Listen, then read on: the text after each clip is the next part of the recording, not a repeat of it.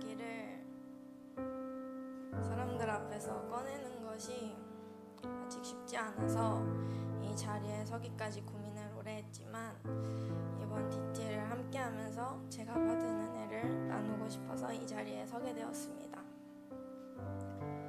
저는 학교 생활을 하면서 여러 가지 오해들로 이제 학폭 신고를 당하기도 했고, 사람들이 저를 보고 수군거리거나 제가 믿었던 사람들이 다른 사람들과 다르지 않게 저를 비웃는 일도 있었고, 제가 혼자 다니는 모습을 보려고 미행하는 친구들도 있었습니다.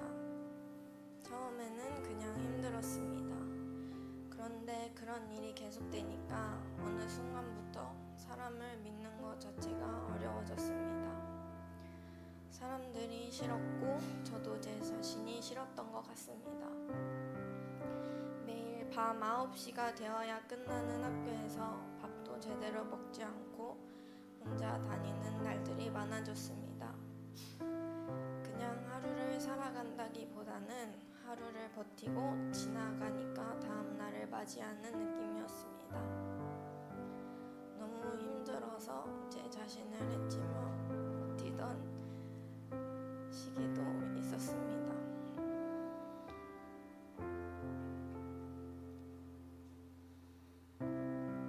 그렇게 지내다 보니 행복한 것도 잘 모르겠고, 설레는 것도 모르겠고, 기대되는 것도 모르겠고,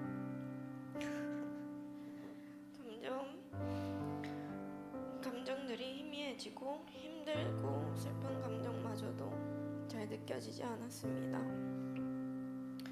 가족과도 대화하지 않았고 사람들을 믿지 않았습니다. 저에게 다가오는 사람들을 밀어냈고 혼자 있는 것이 오히려 편하다고 생각했습니다.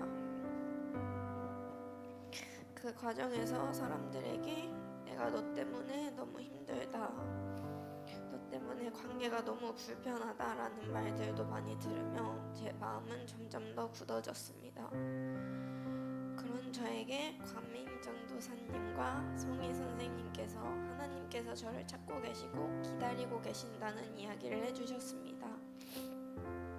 하나님께 제 삶을 내어드려야 한다는 마음이 자꾸만 들었습니다. 그런데 저는 계속 외면했습니다. 하나님이 저를 찾으신다는 말을 들어도 모른 척했고, 하나님께 돌아가야 한다는 생각이 들어도 도망쳤습니다. 그런 제가 DT에 오게 되었습니다. 사실 처음부터 하나님을 만나러 온 것이 아니었습니다. 신앙을 회복하고 싶어서 온 것도 아니었습니다.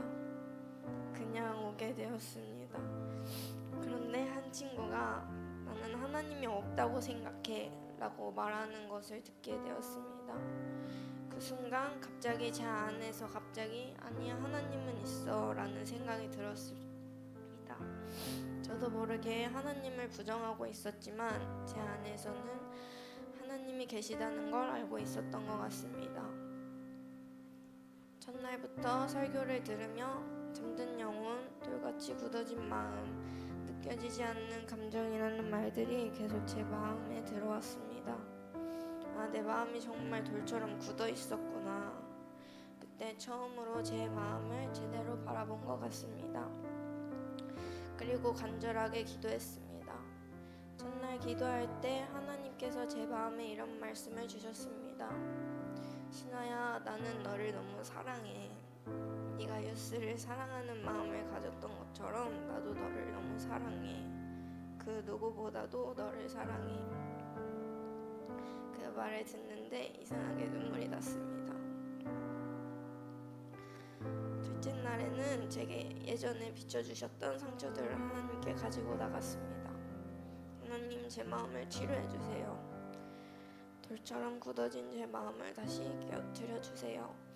그런데 아무것도 느껴지지 않았습니다. 하나님이 가까이 계신 것 같지도 않았습니다. 그래도 저는 계속 기도했습니다. 하나님만 보겠습니다. 하나님이 주신 길을 걷겠습니다. 저에게는 정말 하나님 말고는 길이 없습니다. 그렇게 기도하면서 제 앞에 저를 향해 웃는 얼굴과 제 말을 따라하며 조롱하는 입술과 저를 몰래 지켜보는 눈들이 보였습니다. 저를 비웃는 것 같고 조롱하는 것 같고 누군가가 저를 지켜보는 것 같은 두려움이 계속해서 제 마음을 괴롭혔습니다. 저는 너무 무서웠습니다. 그래서 하나님께 울면서 말했습니다. 하나님, 너무 두렵습니다. 저를 찾으신다고 하지 않으셨습니까? 제가 하나님께 돌아가려고 하는데 왜 이렇게 두렵습니까? 그런데 그때 저는 이것들을 없애달라고 기도하는 대신 하나님, 이것이 무엇인지 알려주세요 라고 기도했습니다. 그리고 문득 깨달았습니다. 내가 학교에서 받았던 상처들이구나. 그래서 그날 저녁 기도회에서 학교에서 저에게 상처를 준 사람들을 용서한다고 기도했습니다. 그렇게 기도하자 그 현상들이 무언가에 빨려 들어가는 것처럼 빠르게 사라졌고, 놀랍게도 기도하는 동안 제 마음을 짓누르고 있던 두려움이 사라지는 것을 느꼈습니다. 그리고 셋째 날 학교 안에서 유스 선교사가 되자는 설교 말씀을 들으며 그 일이 하나님께서 정말 원하시고 기뻐하시는 일이라는 생각이 들었습니다. 하지만 동시에 무서웠습니다. 학교에서 기도한다는 것이 저에게는 쉬운 일이 아니었기 때문입니다. 그래도 용기 내어 앞으로 나갔습니다. 그리고 학교를 위해 기도하기 시작했습니다. 그때 하나님께서 제 마음에 뜨거움과 벅참을 주셨습니다. 제가 그렇게 힘들어했던 학교를 위해 기도하고 있는 제 모습을 보면서 저도 놀랐습니다. 그리고 하나님께서 다시 제 안에 유스를 사랑하는 마음을 부어주셨습니다. 목사님께서 하나님께서 감동 주시는 말을 선포하라고 하셨을 때도 저는 많이 고민했습니다. 사실 하나님께서 선포하라는 마음을 주신 적은 많았지만 긴장되고 떨리고 부끄럽기도 해서 한 번도 제대로 하지 못했습니다.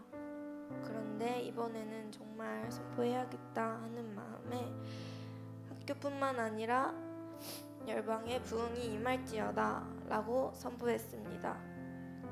그 순간 하나님께서 제 마음에 신아야, 내가 너로 인해 너무 기쁘다 라는 말씀을 하시며 제 머리를 쓰다듬어 주셨습니다.